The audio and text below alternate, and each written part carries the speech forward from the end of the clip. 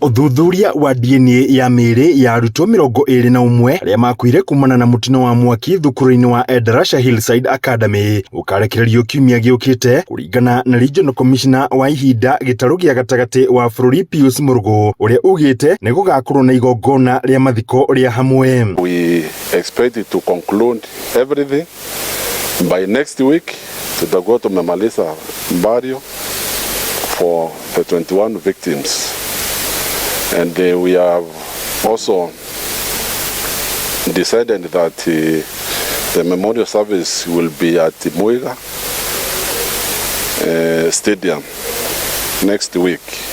We have not been able to know the day because of other logistics, but by next week we must be able to be through with everything. Mũrũgũ augĩte thirikari nĩ ĩkarũgamĩrĩra ngarama yothe ya mahũthĩro ma mathiko kuona kũrĩ na ciana ikahurũkio mĩena ĩtiganĩte ya bũrũri ta Meru, Naikuru, Nairobi na mĩena ĩngĩ ya bũrũri. We have taken into consideration that today we were budgeting for all the expenses which shall be incurred, and the government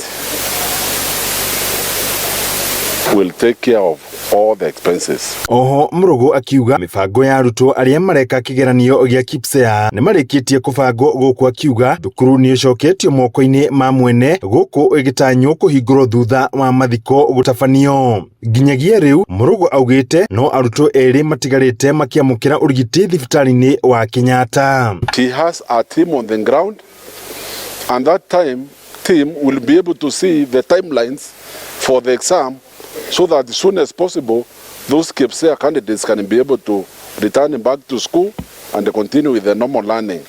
Those are our first priority, especially the candidates who are waiting for the exam. Handũ-inĩ Inooro TV kuma kaunti ya Nyeri, njĩta Theuri wa Mbogo.